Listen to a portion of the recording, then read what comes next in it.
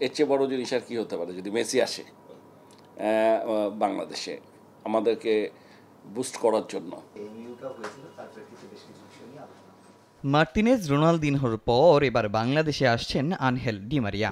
একথা আগে জানিয়েছিলেন ভারতীয় জনপ্রিয় ফুটবল এজেন্ট শতদ্র দত্ত। মে মাসের শেষ সপ্তাহে বাংলাদেশে আসার কথা ডি মারিয়ার। আর্জেন্টিনার রাষ্ট্রদূতকে সঙ্গে নিয়ে যার জন্য যুব ও ক্রীড়া মন্ত্রীর সঙ্গে সৌজন্য সাক্ষাৎ করেছেন শতদ্র। যদিও পিছিয়েছে তারিখ, মের পরিবর্তে আগস্টে বাংলাদেশে আসছেন ডি মারিয়া। স্টেডিয়ামে মনে করুন আগেবার ক্লোজ ডোরে ইভেন্ট করেছি, স্টেডিয়ামে ইভেন্টটা করলাম।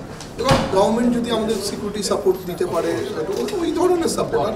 মার্টিনেজ ও রোনালদিনহো বাংলাদেশে আসলেও দেখার সুযোগ পাননি সাধারণ দর্শকরা।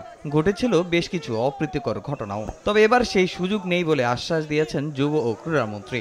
এবারও ডি মারিয়া আসবে বলছিল, তো আমরা একটা জিনিস বলেছি যে আসলে একটু সময় নিয়ে প্রপার ওয়েতে আমরা করতে চাই, যাতে দেশের মানুষ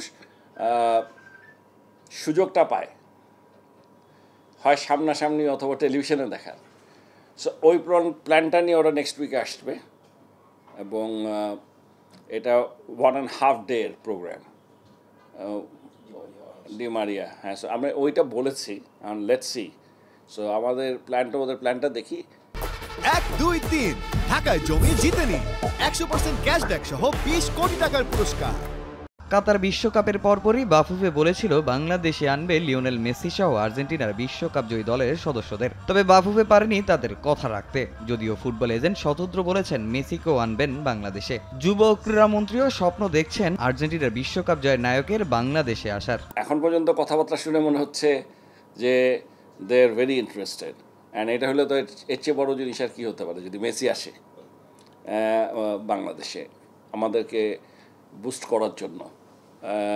তো বাট এগুলো আমি হেফাজত ওয়েতে করার ব্যাপারে আমরা ইন্টারেস্টেড না, এটাই আমি বলেছি। করলে প্রপার প্ল্যান ওয়েতে করতে চাই। এদিকে নিজেদের ক্রিকেট উন্নয়নে বাংলাদেশের কাছে আর্জেন্টিনা সহযোগিতা চেয়েছে বলে জানান নাজমুল হাসান পাপন। তামিম হোসেন, সময় সংবাদ।